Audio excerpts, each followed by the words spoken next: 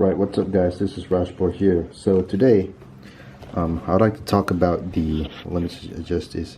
I'd like to talk about the PlayStation Portable, alright, also known as the PSP. So just a little bit of recap. Sony first announced this guy in the E3 conference in 2004, and this thing went on to sale sometime around 2004 to 2005. And the first model was released was actually this very model, all right, the PSP 1000, also known as the PSP Fat. So back in the day, this thing actually cost around $300. And in 2007, Sony released the PSP 2000, also known as the PSP Slim. And then a couple of years later, they released the PSP 3000, the PSP Go, and in the final lineup, they released the PS Vita. Okay, so well, depending on where you live, you could probably get a PSP for less than $100. All right, I got this for $100, and this was the 2006 model. Maybe the PSP 3000 might cost a bit more, probably less than $200. So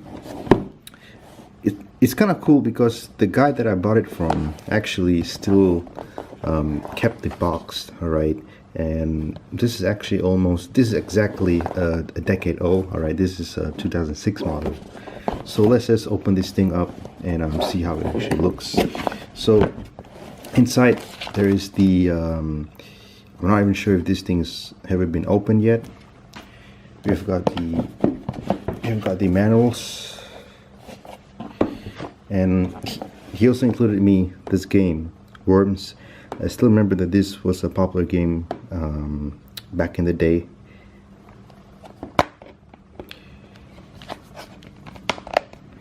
And finally, we have the PSP itself, all right. Now, for a 12-year-old device, I would say that this is in excellent condition, except for the markings over here. So one of the notable difference between the PSP 1000 and the later models is that the Wi-Fi switch is repositioned, all right. In the older model, it's right over here. Not sure if my camera can actually focus. Anyway, in the older model it's over here, but in the newer model it's actually somewhere in the top, all right. And also the battery is much more bigger for the PSP 1000.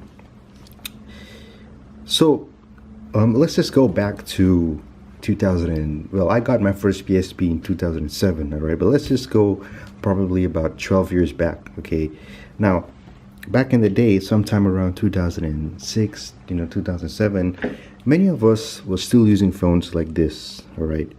Now, this is actually my Sony Ericsson C902, all right.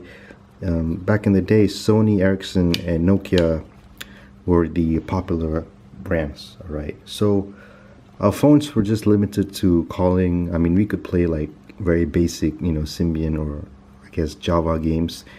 So our gaming were restricted to computers and the Xbox and the PS2, all right. So when the PSP was released, it was literally like having an Xbox and a PS2 at the palm of your hands, all right, which was pretty revolutionary.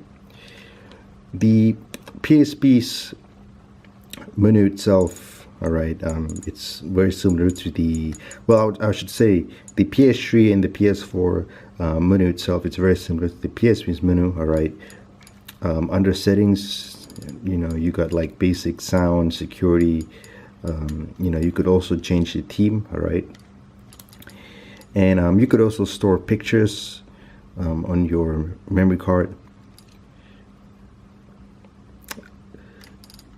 And you could set a custom wallpaper. You could also play music, and you could also have videos.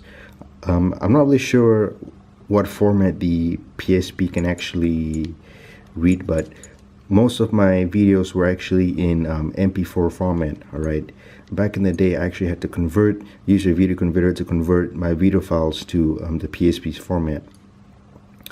And then yeah, you know, you could have your games and browser, and if I'm not wrong, you could, I think in the new PSP 2000, you could actually Skype. All right, but over here it's not available. Also, you've got remote play. Now one thing, all right, about the PSP is that you could actually install a custom firmware, okay, replacing the stock firmware, because with a custom firmware you could actually store games on your memory stick itself. And not only that, you could also install custom homebrew apps, all right, such as well, this is a homebrew MP3 player.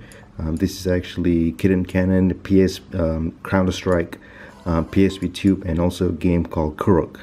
So, and one of the reasons why this was very useful for us was that when Sony actually released the UMD, all right, the gaming disc, they're pretty expensive back in the day. I mean, sometimes they cost up to like maybe 40 to 50 bucks. So by having custom firmware, we could actually download games through torrent, all right, and we could store them on our memory card. And one thing I like to also talk about is the browser, all right. The PSP's browser came with a very basic version of Flash, all right, and it just so happened that sometime around 2006 or 2007, when YouTube started to get really popular, many PSP's users, including myself, wanted to know if the PSP browser could support, you know, YouTube, but unfortunately it did not work, all right. And I still remember, I mean, there were so many videos, you know, back in the day, you know, people talking about, you know, how to play YouTube on the PSP, but it just simply did not work.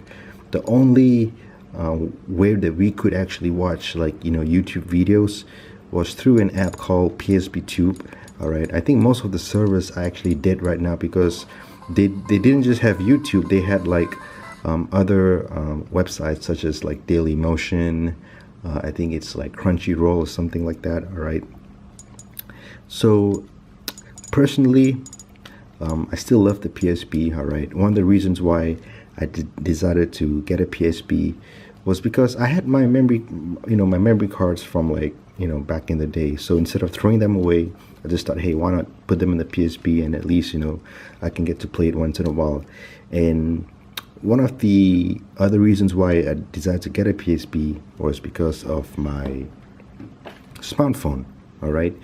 In most smartphones right now, you could actually download like emulators, like there are PSP emulators, there's like Game Boy emulators, but most notably with the PSP emulators, I used to play Burnout Legends, and there's there's actually a big difference, you know, touching on-screen buttons and actually pressing on physical buttons, all right, when you're playing a game. So I still feel that you know, the PSP still beats, you know, smartphones when it comes to gaming, all right. I mean, the PSP itself has tons of, you know, games. They still have, I mean, you could actually download like emulators as well on the PSP. So to me, it's a pretty cool device, all right. And so yeah, I mean, this is just my thoughts on the PSP, all right. So do leave your comments below, all right, on what you guys actually think, and I'll see you guys in my next video.